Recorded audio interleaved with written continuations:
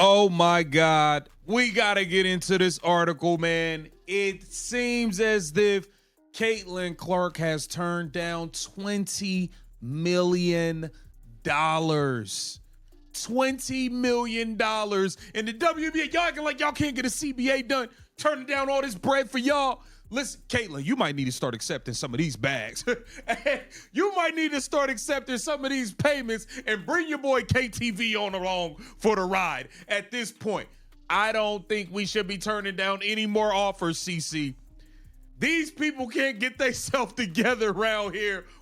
Caitlin Clark just rejected a staggering $20 million deal, sending shockwaves through the WNBA. The league is buzzing, reeling from the decision that puts the future of star players and the entire ecosystem into question. This isn't just a simple no, it's a bombshell that exposes deeper rifts and frustrations. Her choices left coaches, including the Fever's Stephanie White, in a state of operational limbo, caught between player independence and league instability. The implications are enormous for everyone involved, especially as the league struggles to finalize a new collective bargaining agreement. Let's get into the article. The nearly $20 million rejection by Caitlin Clark has the WNBA buzzing. Here it says, Caitlin Clark is the lone basketball player on Sportico's latest ranking of the highest paid female athlete. She has climbed into the number 6 spot with an estimated $16.1 million in total earnings, a number that came despite an injury-shortened campaign that only lasted 13 games. Now, y'all know how all of us Caitlin Clark fans was disappointed that we barely even got to see the woman play last season. We waited all off. The nearly $20 million rejection by Caitlin Clark has indeed set the WNBA ablaze with discussion and debate. She has already climbed to the number 6 spot on Sportico's list of highest paid female athletes, boasting an estimated $16.1 million in total earnings. This incredible financial success came despite an injury-shortened campaign that only lasted a mere 13 games. Her meteoric rise off the court proves she holds immense power beyond her on-court performance, making her decisions resonate far wider than just a personal financial choice. All of us Caitlin Clark fans was disappointed that we barely even got to see the woman play last season. We waited all off season, had to get through the 3-on-3 unrivaled, whatever, just to get to the season, and she only plays 13 games. We're being told every day that she's day-to-day for months and months on end, all the way until there's only the last week of the season. Is 2 games left, and they say she's done for the year. Dragged us along all season. So here it says her WNBA salary at $119,000 barely registers in comparison to the endorsement revenue. Fans were understandably disappointed last season, waiting through the entire offseason, enduring the 3-on-3 unrivaled hype, only for Clark to play a mere 13 games.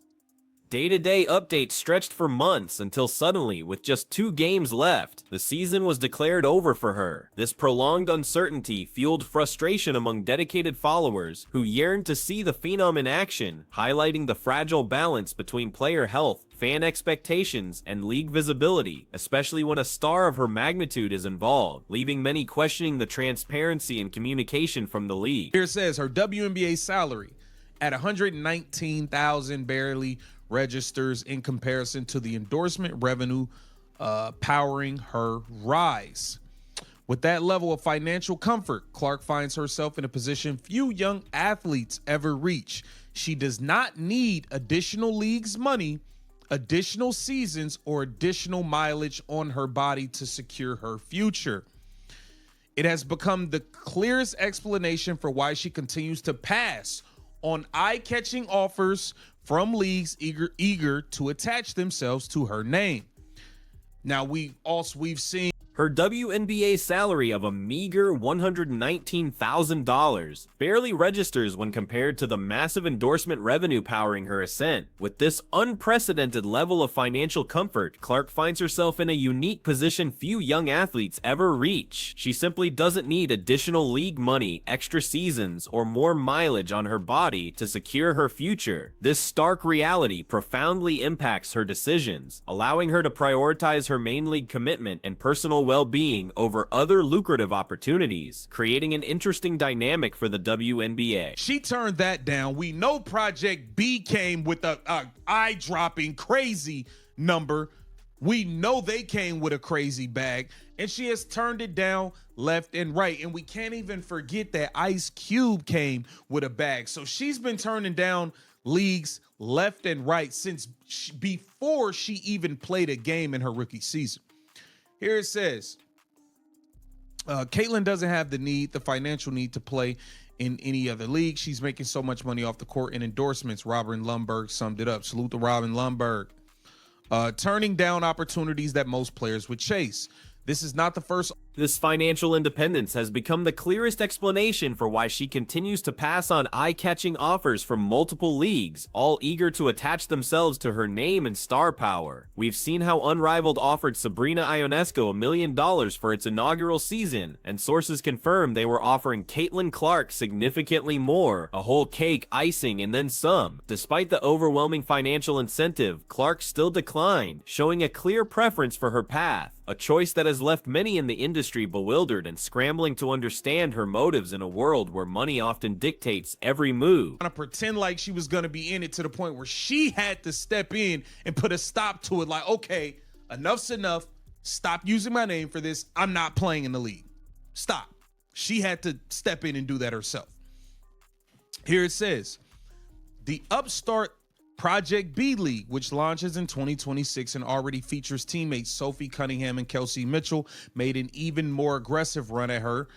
Salaries in that league reportedly stretch into the millions annually, with multi-year commitments reaching 8-figure totals and equity attached. Again, Clark said no.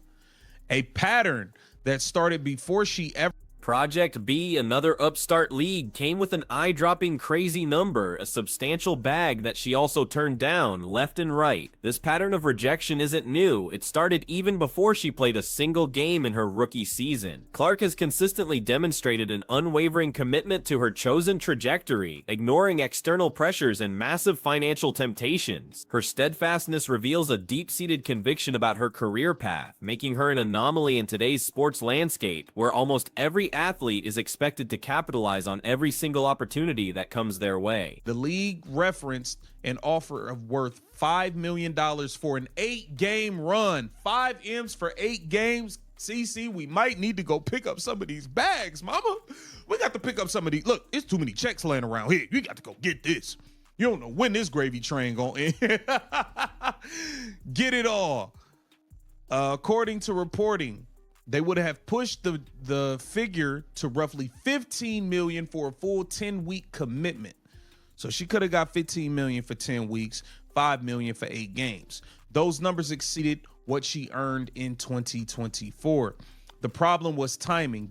The renowned Ice Cube himself stepped in with an offer from the Big Three. This was not a small sum, and yet she still turned it down. Her repeated rejections of these significant opportunities from various leagues showcase a unique perspective on her career, one that prioritizes factors beyond immediate financial gain. It speaks volumes about her vision and what she believes is best for her long-term future, demonstrating an unexpected level of discernment and control rarely seen in young athletes, who are often advised to seize every dollar available, especially early in their careers. CC, we might need to go pick up some of these bags, mama.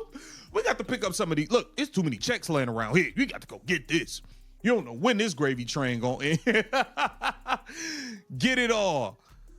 According to reporting, they would have pushed the figure to roughly $15 million for a full 10-week commitment.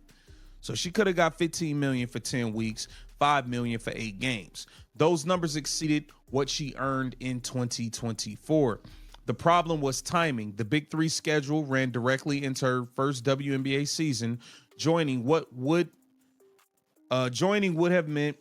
As Robert Lumber summed it up, Caitlin simply doesn't have the financial need to play in any other league. She's already making so much money off the court through endorsements. Turning down opportunities that most players would chase with relentless ambition is her reality. This is not the first offseason where Clark has faced pressure to take on more, highlighting a persistent tug of war between her personal brand management and the desires of burgeoning leagues to leverage her unprecedented popularity for their own growth, leaving many to wonder about the long-term implications implications of such unprecedented leverage. After her rookie year, Unrivaled approached Clark with a package worth over $1 million, plus equity for a short stint. She declined immediately, demonstrating her clear boundaries. The league, however, continued to drag her name into their promotional efforts, trying to pretend she was still a possibility. Clark had to personally step in and put a stop to it, explicitly stating, "Okay, enough's enough. Stop using my name for this. I'm not playing in the league. Stop." Her direct intervention underscored her firm control over her brand and professional commitment. The upstart Project B League, set to launch in 2026 and already featuring her teammates Sophie Cunningham and Kelsey Mitchell, made an even more aggressive run at her. Salaries in that league reportedly stretch into the millions annually, with multi-year commitments reaching 8-figure totals and equity attached. This was an offer designed to be irresistible, a life-changing sum for any athlete, yet Clark remained unswayed. Her consistent no to such incredible financial propositions has become a defining characteristic of her early professional career, baffling many industry insiders. This pattern of rejection started even before she ever played a professional game. Even before her WNBA debut, Ice Cube's Big Three League tried to recruit her with a highly publicized proposal. The league referenced an offer worth $5 million for an 8-game run, a colossal sum for such a limited engagement. 5 M's for 8 games? We might need to go pick up some of these bags, mama, the narrator exclaimed, highlighting the sheer scale of the money being left on the table. It was an unprecedented offer for a player yet to make her pro debut. According to reporting, the Big Three would have pushed that figure to roughly $15 million for a full 10-week commitment, an astronomical sum. Those numbers significantly exceeded what she earned in the entire 2024 WNBA season. Such an offer would be a dream for almost any athlete, but for Clark, it presented a different kind of challenge. The sheer magnitude of this money underscores the value she brings, even before stepping onto a professional court, and the desperate attempts by other leagues to capitalize on her unprecedented popularity.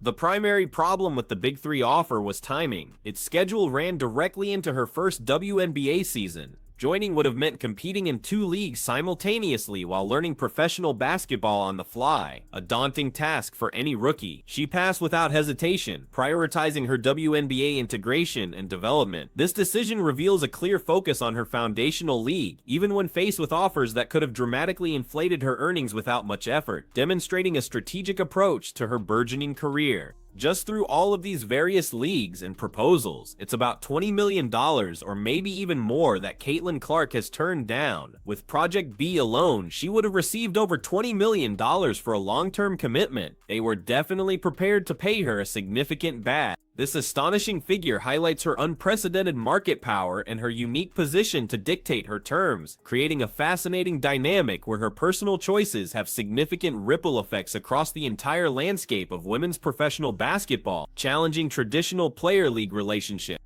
Despite these incredible financial opportunities elsewhere, Caitlin has been adamant that she loves the WNBA. She grew up watching the league, citing Maya Moore as her favorite player, and her ultimate goal is to become a WNBA great. Her stated passion for the league and her desire to play exclusively within its framework underscores her dedication, even as external forces attempt to pull her in multiple directions with tempting offers. This commitment creates a complex situation for the league, as they aim to retain their star while navigating their own challenges. This brings us to the WNBA's own struggles, as Sue Bird and Indiana Fever coach Stephanie White discussed the state of the CBA and the Fever's position. White expressed the difficulty of being in limbo while trying to schedule a week ahead. "If it's gonna shut down, then we need to shut everything down," she stated, revealing the immense frustration and operational paralysis caused by the ongoing uncertainty. Her words paint a picture of a league facing significant internal challenges, struggling to provide stability for its teams and players amidst negotiations. White detailed the challenges of planning roster management, not just financially, but also regarding the number of players and looking 3 to 5 years into the future. "We have a young core," she noted, highlighting how the CBA issues directly impact their ability to make strategic moves in free agency.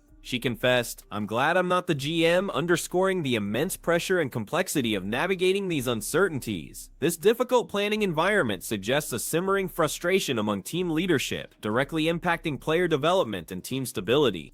The normal 3 to 4 week time frame for roster adjustments will not be there, meaning decisions will have to be made quickly. White emphasized the need for her team to respond instead of react in a timely manner, a subtle but potent indicator of the stress and compressed timelines facing WNBA team. This situation creates a precarious environment for teams like the Fever, who are trying to build around a generational talent like Clark, but find themselves constrained by broader league-wide issues and a lack of clear direction. Given this backdrop, the narrator expressed deep distrust in Stephanie White, Kim Amber Cox, and Kelly Cross, stating, "Man, I don't trust these ladies.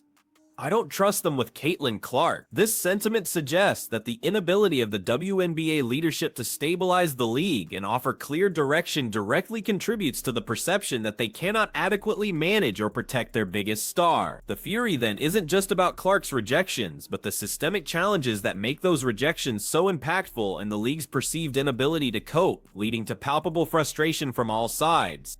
The saga of Caitlin Clark's rejected millions reveals a profound tension at the heart of the WNBA. Her individual financial success clashes with the league's collective bargaining struggles and the operational challenges faced by teams like the Fever. This dynamic forces a reevaluation of player value, league structure, and the very future of women's basketball. As Clark continues to navigate her career with unprecedented independence, the WNBA must confront its own evolving landscape or risk losing control of the narrative and the trust of its most valuable assets.